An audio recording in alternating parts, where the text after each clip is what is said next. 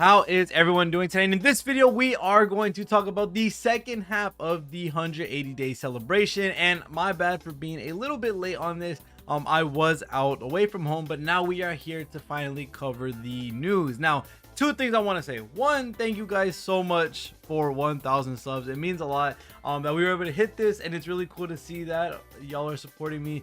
We are gonna have streams soon for 4.2 and all the other stories. I still gotta do the Angel Beats event. We have a lot to cover, so don't worry, there's so much ahead of us right now when it comes to content. Plus, of course, seeing we're getting brand new news for more events and stuff like that. So yeah, there's a lot to go over when it comes to Heaven Burns Red and all the other stuff. But again, thank you guys so much for the 1,000 subs. It means a lot. The other thing I'll talk about at the end of the video if y'all care about that. But going ahead and talking about the second half celebration, this is going to be a 4-man banner, or should I say a 4-woman banner? Actually, it's 3-woman banner. We have Hisame, who is going to be Lightning Pierce. We have, or Thunder Pierce, however you want to say it. Monaka, which is going to be Light Crush. And then we have Yuki, my favorite, being here, which is going to be Light Pierce as well. Now, these three characters, two of them are pretty special. The other one is all right when it comes to what they're able to do. And let's go ahead and start talking about what these specific characters do, and then move on to the events themselves. Yuki specifically, my favorite, my character is my #1 character in the game.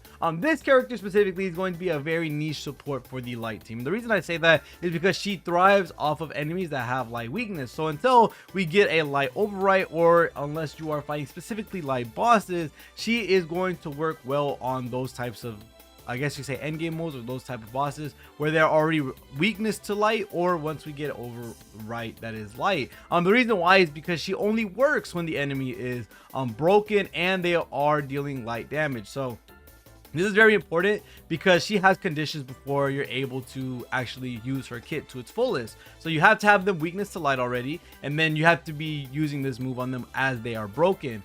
This allows you, which is Super Break, allowing you to raise the max devastation rate or destruction rate by 300%. So if you don't know what this is the little percentage that happens once you break the enemy, and with that percentage, the higher you get it, the more damage you end up doing to the boss itself, which is of course going to allow you to do a lot more damage. Now, this is going to be something that is going to be a little bit more potent on things that don't have very high destruction rate. Let's say you're fighting a boss or an enemy that has 200%. Well, now you can raise it to 500%, which is actually a pretty big boost in damage over something like 999 destruction rate, raising it to 1,200. Although that is a still sizable damage boost, it's a little bit less than something like 200% to 500%, because that's a lot more destruction rate you're being able to take charge of. Now, this character itself isn't as important to a lot of teams in the future. As you can see, she's already pigeonholed into a specific team. She has to be on light. That literally is the main thing. She has to be on light. With that being said, she is going to be using a light move, so she can apply it herself. The only problem is, realistically, that with this character, she's still a niche support with having the character be broken. So you are going to have to wait until they're broken. So that means you have a team member that is sitting there that isn't doing really much anything at the current moment, while your other teammates are buffing, doing damage, all that different type of stuff. You're still waiting to use her as she gets broken. Something in the same realm of a blaster where you're raising the devastation rate. You can think of her being in that same vein where she is raising the 300% max total of the devastation rate. And that's pretty much it, because that's all you can really do with her. She is going to have a little bit of a nice base damage, but the only problem is, although it is a little bit in the lesser weaker side, I guess you could say, of the damage percentage or damage base totals that we have, this is only a 3-hit attack. So you really don't have that much to work off of when it comes to either giving yourself OD or maybe being able to do a little bit more damage towards the enemy. Yuki herself isn't going to be the most needed character ever. Like I said, a little bit more pigeonholed into her own team. Very niche support that is going to work on some bosses more effectively than others, and then you also have to worry about weaknesses for that boss too, and until we get the light override, which is going to take some time. So that is going to be Yuki specifically. Yuki is going to be on her own banner. She is by herself. So that is another thing that is bad about this Yuki, is that her banner is going to be a single SS on it, which is going to be her herself. Now, me personally, I will be getting, because Yuki is my favorite character, I'm going to be grabbing Yuki. But the next banner is going to be something very, very interesting. We have Monaka and Hisame. Now, this Hisame, let's go ahead and talk about her first before we go into Monaka. This Hisame is actually pretty nice. The main reason why is because she is able to give herself thunder attack up. She gives herself an additional turn, and then not only that, with her EX skill, she's able to give ASP to the entire party if you break with this EX skill, which is actually really cool and can allow you to be able to, I guess you could say, speed up the process of basically burning out all of your buffs, all of your debuffs, and then going ahead and going for the killing blow, because you're getting that 8 additional SP. That's gonna be pretty nice to have. I think this is more of a luxury character than anything. When you're using this Hisame, she is going to help, I would say. In, is this AoE or single target? It is single target. This would help in certain situations and speed running bosses, just so that you're able to get that 8 SP, start buffing, start debuffing, and then immediately go into the killing blow. But other than that, there really isn't anything crazy with it. It's just a really nice to have unit and not really a must have unit. And for Yuki, hers is also single. Oh, hers is AoE, my bad. Yuki is an AoE damage dealer. Now, the main prize, I think, of this patch is going to be this specific Monaka.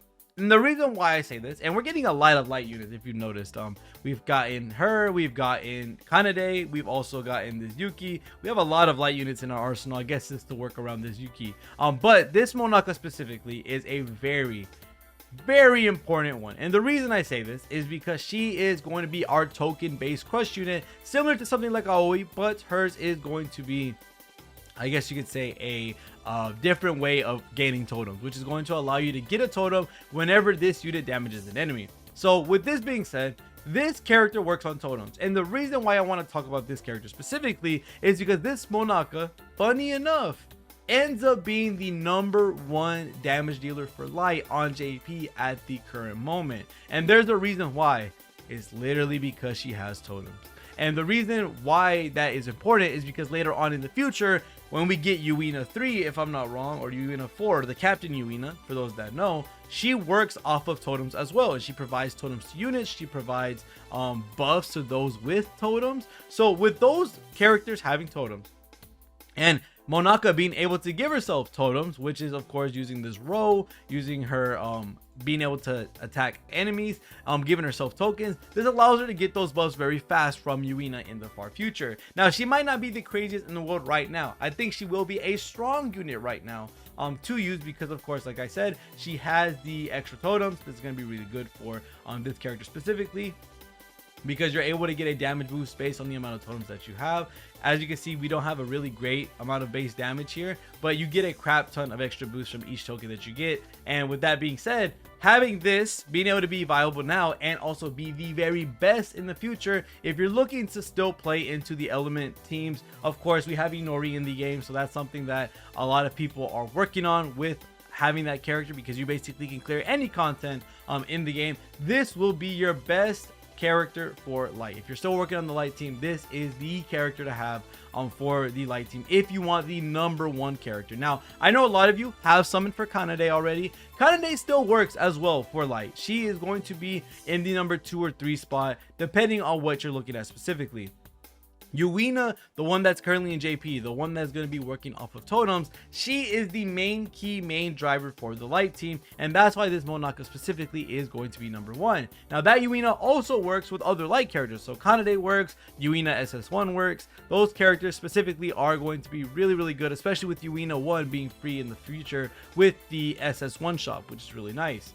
So this Monaka is going to be a really nice pickup for those that are working towards light, and for those that want to future-proof themselves and their account. Other than that, when it comes to these 3 SSs, it's going to be Monaka 100% when it comes to who to prioritize if you're going to be pulling for these banners. And then Hisame is a nice unit to have, not necessarily needed. And Yuki, sadly, she is very niche when it comes to what type of teams you're going to be building her on or putting her onto. So she won't be the most needed character, in all honesty, when it comes to pulling for a bunch of these characters.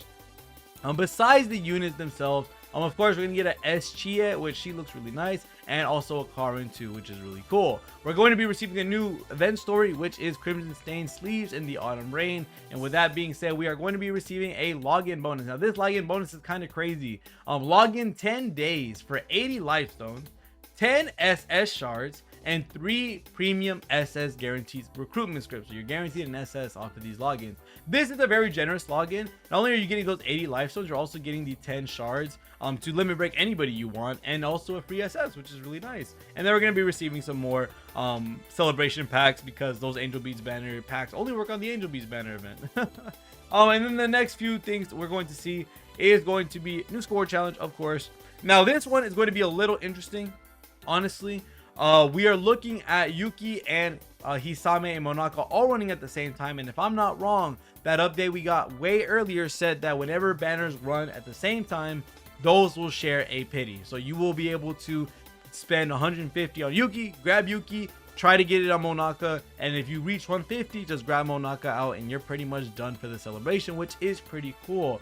There's not really much else I can say about these two banners until time comes when they're finally here. But going into the last few bits, the popularity contest, I did make a video recently talking about all the characters that are going to be on it and if it's worth pulling on. And then we also have a paid quartz exclusive recruitment, which is going to allow you to grab an SS guaranteed off of this popularity contest. Sadly, I do have every single unit on this banner, so I will not be pulling on this. But for those that are wondering if this is worth, I do have a video as well posted very recently talking about the characters and if they're worth it. And then we're also going to be getting a light element feature recruitment banner. So other than that, that's pretty much it when it comes to all the things associated with this second half. We are running really close into some crazy characters very soon.